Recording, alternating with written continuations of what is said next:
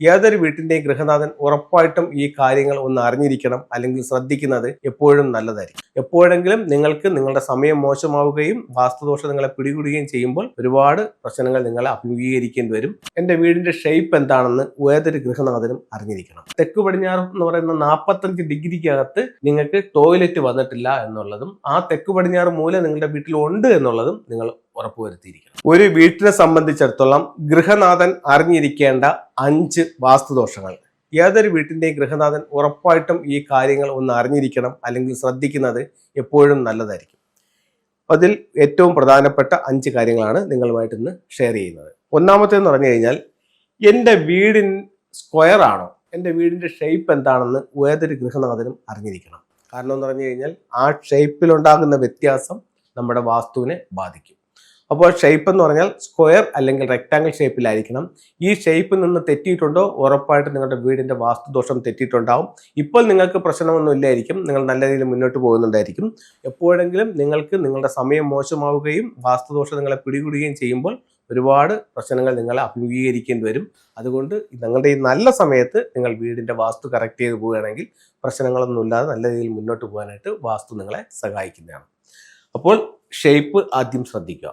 രണ്ടാമത് south west ശ്രദ്ധിക്കുക. South west എന്ന് പറയുന്നത് കന്നിമൂല, തെക്ക് പടിഞ്ഞാറേ മൂല. തെക്ക് പടിഞ്ഞാറേ മൂലയിൽ എന്ത് ശ്രദ്ധിക്കണം? തെക്കും പടിഞ്ഞാറേ മൂലയിൽ സെപ്റ്റിക് ടാങ്കോ വേസ്റ്റ് വാട്ടറിന്റെ കുഴിയോ കിണറോ ബോർവെല്ലോ ഇല്ല എന്നുള്ളത് ബോധ്യമായിരിക്കണം. നിങ്ങളുടെ വീടിന്റെ തെക്ക് പടിഞ്ഞാറ് മൂല ക്ലോസ്ഡ് ആയിരിക്കണം എന്നുള്ളത് നിങ്ങൾ മനസ്സിലാക്കിയിരിക്കണം. തെക്ക് പടിഞ്ഞാറ് ഭാഗത്ത് ഒരു പ്രധാന ഡോറോ അല്ലെങ്കിൽ തെക്ക് പടിഞ്ഞാറ് ഭാഗത്ത് മറ്റു ഡോറുകളോ ഇല്ല എന്നുള്ളത് ഉറപ്പുവരുത്തണം. അതുപോലെ തന്നെ തെക്ക് പടിഞ്ഞാറ് എന്ന് പറയുന്ന 45 ഡിഗ്രിക്കകത്ത് നിങ്ങൾക്ക് ടോയ്ലറ്റ് വന്നിട്ടില്ല എന്നുള്ളതും ആ തെക്ക് പടിഞ്ഞാറ് മൂല നിങ്ങളുടെ വീട്ടിൽ ഉണ്ട് എന്നുള്ളതും നിങ്ങൾ ഉറപ്പുവരുത്തിയിരിക്കണം. അപ്പോൾ തെക്ക് പടിഞ്ഞാറിന്റെ ഭാഗം ക്ലിയർ ആയി. അടുത്ത ദിക്കിലേക്ക് പോകുമ്പോൾ തെക്ക് കിഴക്ക് ഭാഗം. തെക്ക് കിഴക്ക് ഭാഗം എന്ന് പറയുന്ന അഗ്നികോണം, സൗത്ത് ഈസ്റ്റ് ഭാഗം. ഈ സൗത്ത് ഈസ്റ്റ് ഭാഗത്ത് നിങ്ങൾക്ക് മിസ്സിംഗ് ഇല്ല, അതായത് നിങ്ങളുടെ വീടിന്റെ സൗത്ത് ഈസ്റ്റ് ഭാഗം ഉണ്ട്, അത് ഉറപ്പുണ്ടാക്കണം. അത് കഴിഞ്ഞിട്ട് സൗത്ത് ഈസ്റ്റ് ഭാഗത്ത് നിങ്ങൾക്കൊരു ടോയ്ലറ്റ് വീട്ടിനകത്തോ പുറത്തോ ഇല്ല എന്നുള്ളതും നിങ്ങൾ ഉറപ്പുവരുത്തണം. സൗത്ത് ഈസ്റ്റ് ഭാഗത്ത് നിങ്ങൾക്ക് സെപ്റ്റിക് ടാങ്ക്, വേസ്റ്റ് വാട്ടറിന്റെ കുഴി, കിണർ, ബോർവെൽ ഇതില്ല എന്നുള്ളതും നിങ്ങൾ ഉറപ്പുവരുത്തണം. ഇത്തരത്തിൽ നിങ്ങൾക്കുണ്ടെങ്കിൽ ഉറപ്പായിട്ടും നിങ്ങൾ നല്ല കടുത്ത സാമ്പത്തിക പ്രശ്നത്തെ അഭിമുഖീകരിക്കുന്നുണ്ടാവും. അടുത്ത ഡയറക്ഷൻ എന്ന് പറയുന്നത് നോർത്ത് ഈസ്റ്റ് ഭാഗം. നോർത്ത് ഈസ്റ്റ് ഭാഗത്ത് നിങ്ങൾക്ക് മറ്റ് നിർമ്മിതികളൊന്നും വന്നിട്ടില്ല. അവിടെ നിന്ന് കാറ്റും വെളിച്ചത്തെയും തടസ്സപ്പെടുത്തുന്നതായിട്ടുള്ള മരങ്ങളോ മറ്റ് ചെടികളോ ഒന്നുമില്ല എന്നുള്ളതും നിങ്ങൾക്ക് ബോധ്യമാണ്. അവിടെ ഉറപ്പായിട്ടും ഒരു ജലസാന്നിധ്യം അല്ലെങ്കിൽ ഒരു കിണർ ഉണ്ടായിരിക്കണം.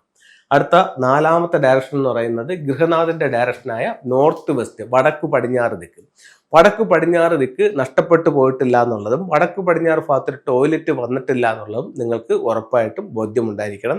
വടക്ക് പടിഞ്ഞാറ് ഭാഗത്ത് നിങ്ങൾക്ക് ഒരു ടോയ്ലറ്റ് വന്നിട്ടുണ്ടെങ്കിൽ ഉറപ്പായിട്ടും അതിനകത്ത് നിങ്ങളൊരു ബ്ലൂ ബക്കറ്റിൽ 20 ലിറ്റർ വെള്ളം വയ്ക്കണം. അതിനോടൊപ്പം തന്നെ വീടിന്റെ പുറത്ത് വടക്ക് പടിഞ്ഞാറ് ഭാഗത്ത് 6 റോഡുകളുള്ള ഒരു വിൻ ചെയിം സ്ഥാപിക്കണം. ഗൃഹനാഥനെ സപ്പോർട്ട് ചെയ്യുന്ന ആൾക്കാരുണ്ടാവാനും ഗൃഹനാഥന് അഭിവൃദ്ധി ഉണ്ടാവാനും ഈ വിൻ ചെയിം നിങ്ങളെ സഹായിക്കുന്നതാണ്. ഈ കാര്യങ്ങൾ നിങ്ങൾ ശ്രദ്ധിക്കുക. ഇത്തരത്തിൽ എന്തെങ്കിലും ഉണ്ടെങ്കിൽ ഉറപ്പായും നിങ്ങൾ അതിനെ പരിഹരിച്ചുകൊണ്ട് വേണം മുന്നോട്ട് പോകാനായിട്ട്. നിങ്ങൾക്ക് എല്ലാ ഐശ്വര്യങ്ങളും ഉണ്ടാവട്ടെ എന്ന് പ്രാർത്ഥിച്ചുകൊണ്ട് നിർത്തുന്നു. നന്ദി, നമസ്കാരം.